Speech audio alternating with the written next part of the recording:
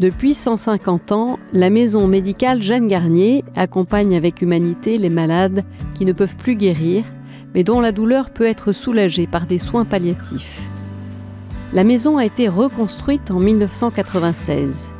Depuis, près de 30 000 patients ont bénéficié de cet accompagnement.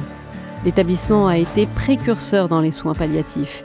Il développe aujourd'hui de nouveaux projets, notamment dans la recherche.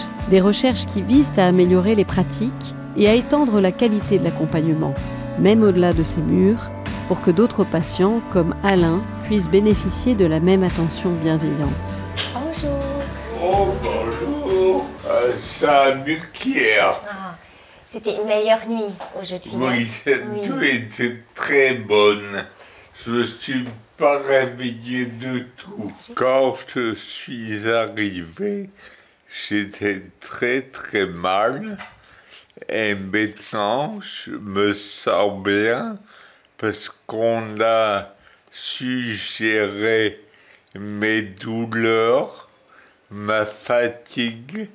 Et ici, j'apprécie tous les moments où je suis conscient et avec des gens. Alain est arrivé ici il y a 2 semaines. Son épouse, Varda, l'accompagne chaque jour, cherchant réconfort dans l'accompagnement humain. Les soins palliatifs vont au-delà de la seule prise en charge médicale. À la maison, à la fin, c'était tellement difficile, même si on est aidé, j'étais aidée. Mais avec toutes les aides, il y a un moment où tout repose sur ses épaules.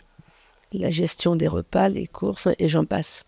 Donc, à la maison, j'étais Madame, j'ai pas le temps. Et ici, j'ai le temps. Et je suis à son écoute. Je regarde la télévision le soir, un film, je lui tiens la main, on est ensemble. Ici, j'existe. Jamais j'aurais pu imaginer que ça puisse se passer comme ça. Jamais.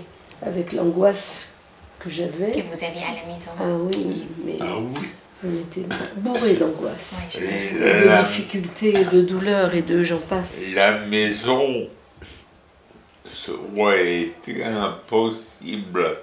Je suis devenu complètement dépendant physiquement. Pour le docteur Dory Voitel, la découverte des soins palliatifs s'est faite au fil de son parcours. En médecine interne, j'ai souvent aussi rencontré des situations palliatives et je me suis aperçue que c'est des situations où finalement il y a une pluridisciplinarité qui est vraiment au premier plan avec un temps plus important pour entendre les patients et les familles.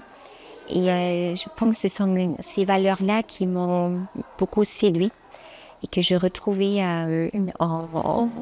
en intégrant les soins palliatifs.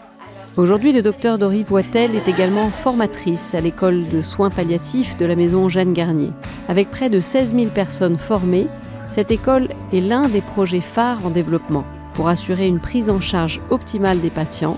Une formation de qualité et une recherche continue sont essentielles, comme le souligne Isabelle Lesage, présidente du conseil d'administration.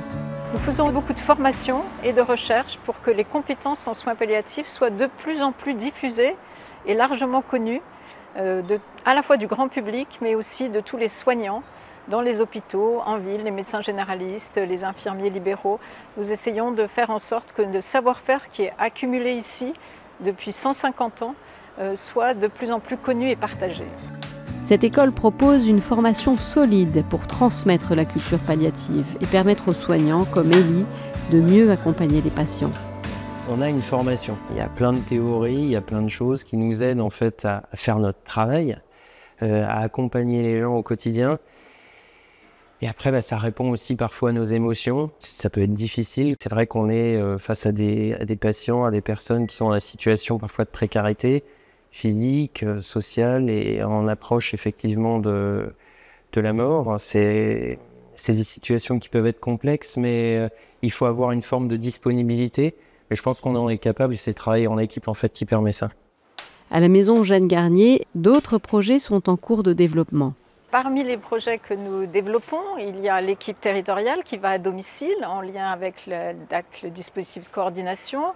Nous avons l'hôpital de jour qui se développe et la consultation externe, et nous voudrions aussi développer la télémédecine pour parfois ne pas déplacer le malade, que ce soit l'expertise qui se déplace. Et puis un projet de maison de vie, maison d'accompagnement et de soins palliatifs, qui est un peu le chaînon manquant entre le domicile et l'hôpital. Précurseur des soins palliatifs à l'échelle mondiale, la Maison médicale Jeanne Garnier demeure mobilisée pour proposer un accompagnement digne des malades en fin de vie. Dans un contexte français où beaucoup de personnes ignorent encore leur existence ou y ont recours trop tard, l'enjeu est de rendre les soins palliatifs accessibles à tous.